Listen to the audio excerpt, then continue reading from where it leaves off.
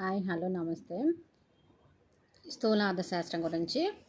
స్థూల అర్థశాస్త్రం అనేది మ్యాక్రోస్ అనే గ్రీకు పదం నుండి ఉద్భవించింది. మ్యాక్రోస్ అనగా పెద్ద అని అర్థం. చాలా వరకు ఆధునిక అర్థశాస్త్రం అంతయు స్థూల ఆర్థిక శాస్త్రమే అని చెప్పవచ్చు. స్థూల అర్థశాస్త్రం మొత్తం ఆర్థిక వ్యవస్థకు సంబంధించిన అంశాలను అధ్యయనం చేస్తుంది. ముఖ్యంగా జాతీయ ఆదాయము, మొత్తం పొదుపు, మొత్తం పెట్టుబడులు, మొత్తం ఉద్యోగిత, మొత్తం ఎగుమతులు, మొత్తం దిగుమతులు, మొత్తం ప్రభుత్వ ప్రైవేటు పెట్టుబడులు, మొత్తం వ్యయాలు మొదలైన స్థూల అంశాలన్నిటినీ అధ్యయనం చేస్తుంది. స్థూల అర్థశాస్త్రాన్ని ఆదాయ ఉద్యోగిత సిద్ధాంతం అని కూడా అంటారు. ఏమంటారు? ఆదాయ ఉద్యోగిత సిద్ధాంతం అని కూడా అంటారు. జేఎం కీన్స్ 1936లో సాధారణ ఉద్యోగిత వడ్డీ ద్రవ్య సిద్ధాంతం అనే గ్రంథంలో స్థూల అర్థశాస్త్రానికి అధిక ప్రాధాన్యత ఇచ్చారనమాట. అందుకనే ఈయన్ని స్థూల అర్థశాస్త్ర పితామహుడు అని అంటారు. అయితే కేఈ బోల్డింగ్ కూడా స్థూల అర్థశాస్త్రం మంచిదని చెప్పారనమాట. స్థూల అర్థశాస్త్రం పరిధి. దీన్ని ఆదాయ ఉద్యోగిత సిద్ధాంతము అంటారు. సాధారణ ధరల స్థాయి గురించి చర్చిస్తుంది, ద్రవ్యోల్బణ సిద్ధాంతాలను గురించి చర్చిస్తుంది, ఆర్థిక వృద్ధి సిద్ధాంతాలను చర్చిస్తుంది, స్థూల పంపిణీ సిద్ధాంతం గురించి కూడా చర్చిస్తుంది. ఆదాయ ఉద్యోగితం అంటే వినియోగ సిద్ధాంతము, పెట్టుబడి సిద్ధాంతము, వ్యాపార చక్రాల సిద్ధాంతము.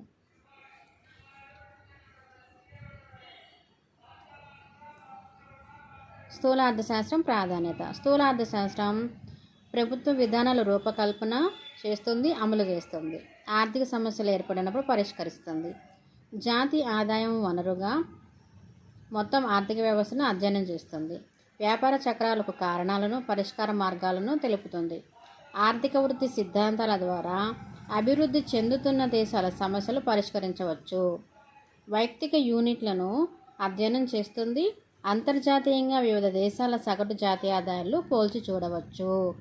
అయితే ఈ స్థూల అర్థశాస్త్రంలో మనం మొదటగా జాతీయ ఆదాయం గురించి తెలుసుకుందాం. జాతీయ ఆదాయము అంటే ఒక సంవత్సర కాలంలో దేశంలో ఉత్పత్తి అయిన అంతిమ వస్తు సేవల మార్కెట్ ధరలతో హెచ్చిస్తే వచ్చేదానినే జాతీయ ఆదాయము అంటారు. ఫర్ ఎగ్జాంపుల్, ఇప్పుడు 2024 సంవత్సరం ఉంది కదా, ఈ 2024 సంవత్సరంలో ఎగ్జాంపుల్ గోధుమ ఉత్పత్తి ఉందనుకోండి. గోధుమ ఉత్పత్తి అనేది ఎంత ఉత్పత్తి అయ్యింది అనేదాన్ని మనము తీసుకొని క్యాలిక్యులేట్ చేయగలిగితే, దీంతో మార్కెట్ ధరలతో క్యాలిక్యులేట్ చేస్తే వచ్చే మొత్తం ఆదాయాన్ని మనం జాతీయ ఆదాయము అని అంటారు. అయితే ఇక్కడ కంప్లీట్ అయిన వస్తువులను మాత్రమే పరిగణనలోకి తీసుకుంటారు, అంతిమ వస్తు సేవలను మాత్రమే. ఓకేనా? ఒక సంవత్సరంలో దేశంలో ఉత్పత్తి అయిన అంతిమ అంటే మొత్తం కంప్లీట్ అయిపోయి ఉన్నదనమాట వస్తు సేవలను మాత్రమే మార్కెట్ ధరలతో హెచ్చిస్తే వచ్చేదాన్ని జాతీయ ఆదాయం అని అంటారు. అయితే ఈ జాతీయ ఆదాయానికి సంబంధించి ఆర్థికవేత్తలు కొన్ని నిర్వచనాలు ఇచ్చారు. మార్షల్ ఏం చెప్పారంటే, మనకి ఉత్పత్తి కారకాలు ఉన్నాయి కదా, శ్రమ మూలధనం, ప్రకృతి వనరులతో ఉత్పత్తి చేసిన నికర వస్తు సేవల మొత్తం విలువని జాతీయ ఆదాయం అని చెప్పారు. మార్షల్ ఏం చెప్పారు?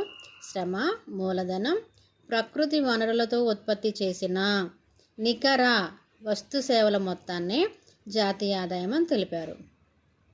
ఫిషర్ అంతిమ వినియోగదారులు అనుభవించిన వస్తు సేవల మొత్తము అంటే చివరి వరకు కూడా లాస్ట్ కన్జ్యూమర్ని కూడా మనము క్యాలిక్యులేట్ చేయాలని. నెక్స్ట్, జాతీయ ఆదాయ అంచనాల కమిటీ నిర్వచనం. నిర్ణీత కాలంలో జరిగిన ఒక వస్తువు ఉత్పత్తిని 2 సార్లు లెక్కించకుండా అన్ని వస్తు సేవల అంతిమ వస్తు విలువల మొత్తాన్ని జాతీయ ఆదాయం అని అంటారు. ఇప్పుడు మనం గోధుమలు పండించాము, దాన్ని మళ్ళీ పౌడర్గా చేసుకొని మార్కెట్లోకి పంపించినప్పుడు అట్లా ఉండకూడదు, ఏదైనా ఒకటే తీసుకోవాలన్నమాట. 4, కేంద్ర గణాంక సంస్థ. ఒక సంవత్సరంలో ఉత్పత్తి కారకాల ఆదాయాలైన బాటకం, వేతనాలు, వడ్డీ, లాభాల మొత్తమే జాతీయ ఆదాయం అన్నారు. మనకి ఉత్పత్తి కారకాలు ఏంటివి? భూమి, శ్రమ, మూలధనం, వ్యవస్థాపన. భూమికి ఇచ్చేది అని మనం బాటకం అంటాం. వేతనాలకు ప్రతిఫలంగా, శ్రమకు ప్రతిఫలంగా ఇచ్చేది వేతనాలు. వ్యవస్థాపకుడికి ఇది వచ్చేది లాభాలు అన్నమాట. ఓకేనా?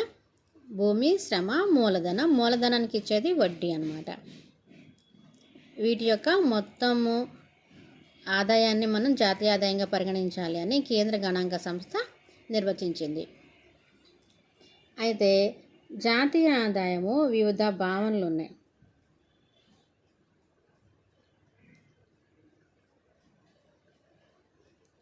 ఒక సంవత్సరంలో అంతిమంగా ఉత్పత్తి అయిన వస్తుసేవల మొత్తంను మార్కెట్ ధరలతో హెచ్చిస్తే వచ్చేదే స్థూల జాతీయ ఆదాయం అని అంటారు. జిఎన్పి అంటే గ్రాస్ నేషనల్ ప్రొడక్ట్. ఒక నేషన్ అంటే ఏంటిది? ఒక దేశం యొక్క మొత్తం ఉత్పత్తి. స్థూలం మొత్తం అంటే ఇప్పుడు మన స్థూలార్థశాస్త్రం అంటే అన్నిటిని కలిపి కదా. అన్నిటిని కలిపి యొక్క జాతీయ ఉత్పత్తి ఏది అంటే ఒక సంవత్సర కాలంలో ఒక దేశంలో అంతిమంగా ఉత్పత్తి అయిన వస్తు సేవల మొత్తంను మార్కెట్ ధరలతో హెచ్చిస్తే వచ్చేది స్థూల జాతీయ ఉత్పత్తి లేదా ఆదాయం అంటారు. దీనిలో ఈ క్రింది అంశాలు ఉంటాయి. ఏమేమి అంశాలు ఉంటాయంట?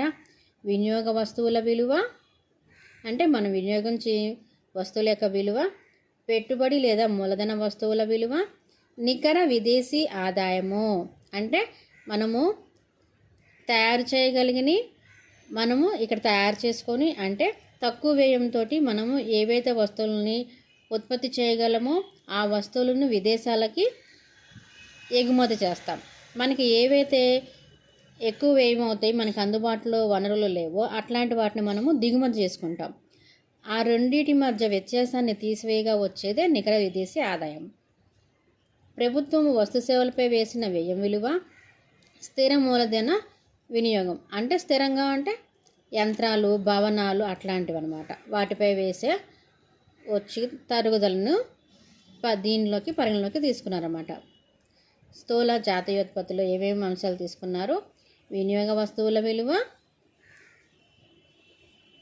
పెట్టుబడి లేదా మూలధన వస్తువుల విలువ, నికర విదేశీ ఆదాయం అంటే ఎక్స్పోర్ట్స్ మైనస్ ఇంపోర్ట్స్, ప్రభుత్వం వస్తు సేవలపై చేసిన వ్యయం విలువ, స్థిర మూలధన వాడటం వలన ఉత్పత్తిలో వచ్చిన తరుగుదలని మనం ఎప్పుడు కూడా జిఎన్పిలో నుంచి తీసేస్తాం. నెక్స్ట్ నికర జాతీయ ఉత్పత్తి. నికర జాతీయ ఉత్పత్తి స్థూల జాతీయోత్పత్తి నుండి ఆ సంవత్సరంలో తరుగుదలను తీసివేస్తే వచ్చేదే నికర జాతీయోత్పత్తి. దాన్ని ఎన్ఎన్పి అంటారు. Net national production. Net national production నికర జాతీయ ఉత్పత్తి. దీంట్లో నుంచి మనం ఏమి తీసేస్తున్నాము? తరుగుదల దేని నుంచి వస్తుంది? మనం భవనాలను కానీ యంత్రాలను కానీ వాడడం వలన వాటి నుంచి వచ్చే తరుగుదలను తీసేస్తాం. స్థూల జాతీయోత్పత్తి మైనస్ తరుగుదలని నికర జాతీయోత్పత్తి అని అంటారు. నెక్స్ట్ స్థూల దేశీయ ఉత్పత్తి. స్థూల జాతీయోత్పత్తి నుండి విదేశాల నుండి వచ్చే నికర ఆదాయమైన ఎగుమతులు దిగుమతులు తేడాను తీసివేయగా వచ్చేదే స్థూల దేశీయ ఉత్పత్తి. ఓకేనా? స్థూల జాతీయోత్పత్తిలో ఉన్న వాటితో పాటుగా ఎక్స్పోర్ట్స్ మైనస్ ఇంపోర్ట్స్ చేయగా అంటే మైనస్ చేస్తే వచ్చేదే స్థూల దేశీయ ఉత్పత్తి. GDP is equal to gross domestic production is equal to స్థూల జాతీయ ఉత్పత్తి మైనస్ నికర విదేశీ ఆదాయము. ఫోర్త్ వన్ నికర దేశీయ ఉత్పత్తి. స్థూల దేశీయోత్పత్తి నుండి తరుగుదలను తీసివేస్తే మిగిలేదే నికర దేశీయ ఉత్పత్తి. ఇది స్థూల దేశీయోత్పత్తి, ఇది నికర దేశీయోత్పత్తి. నికరంలో ఎప్పుడైనా సరే మనం మైనస్ తరుగుదలను తీసివేస్తాం.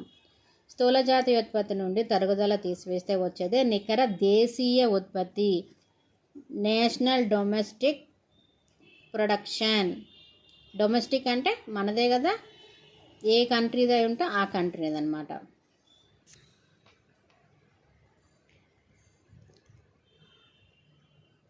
పై భావనలను మనం మార్కెట్ ధరలలో చెప్తాము, ఉత్పత్తి కారకాల ధరలలో కూడా రెండిట్లో లెక్కిస్తామన్నమాట. మనం ఇప్పటివరకు మనం మార్కెట్ ధరలలో మాత్రమే లెక్కించుకున్నాం. ఉత్పత్తి కారకాల ధరల్లో కూడా లెక్కిస్తారు. పై జాతీయ ఆదాయం భావనలను ప్రస్తుత మార్కెట్ ధరలలో చెబితే దానిని మార్కెట్ ధరల దృష్ట్యా జాతీయ ఆదాయం అంటారు. అంటే ఏదైనా ఒక జాతీయ ఆదాయాన్ని మార్కెట్ ధరలతో మనం పోల్చి చెప్తే దాన్ని మార్కెట్ ధరల దృష్ట్యా జాతీయ ఆదాయము అని అంటారు. అదే ఉత్పత్తి కారకాల దృష్ట్యా మనం చెప్పుకుంటే దాన్ని ఉత్పత్తి కారకాల దృష్ట్యా జాతీయ ఆదాయము అని చెప్పడం జరుగుతుంది. అయితే ఉత్పత్తి కారకాల జాతీయ ఆదాయం పొందాలంటే మార్కెట్ ధరల నుండి పరోక్ష పన్నులను తీసివేసి సబ్సిడీలు కలపాలి. పరోక్ష పన్నులు తీసివేయాలి, సబ్సిడీలనని కలపాలి. ఇప్పుడు మనకి సబ్సిడీ గవర్నమెంట్ మనకి ఇచ్చినా కానీ దాన్ని ఎవరు పే చేస్తున్నారు?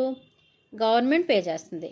అంటే గవర్నమెంట్ కడుతుంది కదా, ఎగ్గొట్టట్లేదు కదా. అంటే గవర్నమెంట్ చేసే ఖర్చే కాబట్టి మనం సబ్సిడీలను కలిపేస్తున్నాము, పరోక్ష పన్నులను తీసివేస్తున్నాం. ఉత్పత్తి కారకాల దృష్ట్యా జాతీయ ఆదాయము అంటే మార్కెట్ ధరల ఆదాయము మైనస్ పరోక్ష పన్నులు ప్లస్ సబ్సిడీలు. ఓకే, ఉత్పత్తి కారకాల దృష్ట్యా జాతీయ ఆదాయము అని అంటే మార్కెట్ ధరల్లో ఆదాయము మైనస్ పరోక్ష పన్నులు ప్లస్ సబ్సిడీలు. సబ్సిడీలు అనేవి మనకి ఇప్పుడు ఫర్ ఎగ్జాంపుల్ గ్యాస్ సిలిండర్ ఉంది, మనము తీసుకుంటున్నాము, ఆ సబ్సిడీ ఎవరు కడుతున్నారు? గవర్నమెంట్ కడుతుంది కదా. ఇప్పుడు రేషన్ ఉంది, మనం తక్కువ రేటుకి తీసుకుంటున్నాము, మిగిలిన అమౌంట్ గవర్నమెంట్ పే చేస్తుంది. ఉత్పత్తి కారకాల దృష్ట్యా నికర జాతీయ ఆదాయము, దీనిని జాతీయ ఆదాయం అని అంటారు. ఇది రెండు రకాలుగా ఉంటుంది. ఉత్పత్తి కారకాల ధరలలో నికర దేశీయ ఆదాయము లేదా ఉత్పత్తికి విదేశీ ఆదాయం కలపాలి. విదేశీ ఆదాయం అంటే ఎక్స్పోర్ట్స్ మైనస్ ఇంపోర్ట్స్. దీనిలో మధ్యంతర వస్తువులను మినహాయించాలి. అంటే పూర్తిగా కంప్లీట్ అవ్వకుండా ఉన్న వస్తువులను మనము మినహాయించాలి. మనం ఫస్ట్లోనే చెప్పుకున్నాముగా, ఏ క్యాలిక్యులేట్ చేసినా కానీ వస్తువు అంతిమంగా అంటే మనం ఏదైతే వినియోగానికి డైరెక్ట్గా ఉందో ఆ వస్తువులను మాత్రమే మనము తీసుకోవాలి. మధ్యంతర వస్తువులని మనం మినహాయించాలి. మార్కెట్ ధరలలో నికర జాతీయ ఉత్పత్తి మైనస్ పరోక్ష పన్నులు ప్లస్ సబ్సిడీలని మనం చూస్తామన్నమాట.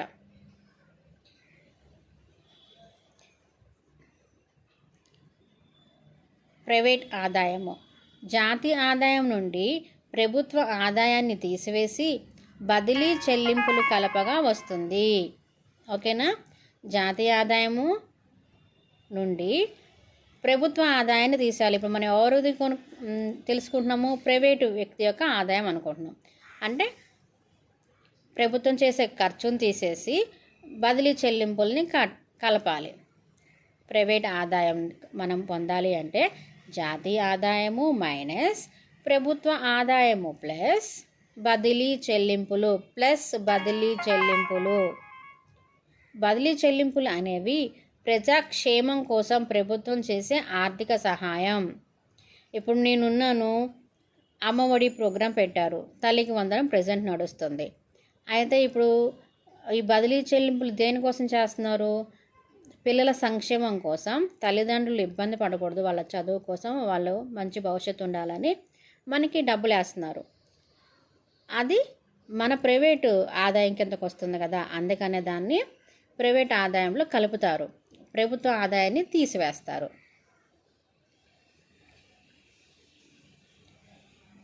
వ్యక్తి ఆదాయము, జాతీయ ఆదాయం నుండి పంచిపెట్టబడిన లాభాలు, కార్పొరేట్ పన్నులు, సాంఘిక భద్రతా విరాళాలు తీసివేసి ప్రభుత్వ బదిలీ, వడ్డీ చెల్లింపులు, వ్యాపార బదిలీ చెల్లింపులు కలవగా వస్తుంది.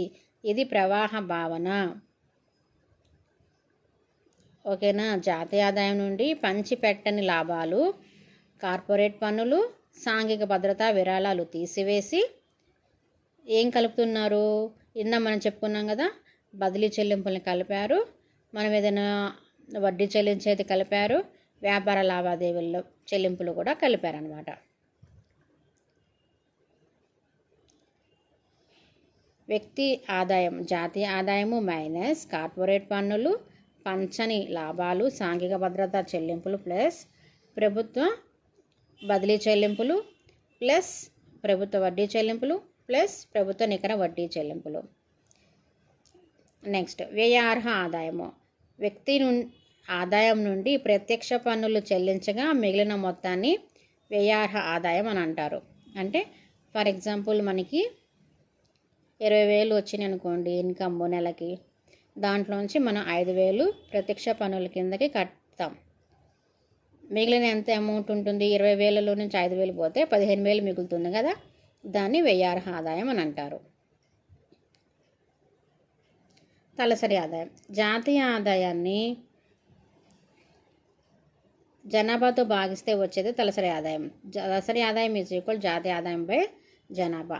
వాస్తవిక తలసరి ఆదాయం ఎలా వస్తుందంటే వాస్తవిక జాతీయ ఆదాయాన్ని జనాభాతో భాగిస్తే వస్తుంది. వాస్తవిక తలసరి ఆదాయము ఈజ్ ఈక్వల్ టు వాస్తవిక జాతీయ ఆదాయము బై జనాభా. తలసరి ఆదాయం వృద్ధి రేటు ఎలా వస్తుందంటే జాతీయ ఆదాయ వృద్ధి రేటు మైనస్ జనాభా వృద్ధి రేటు.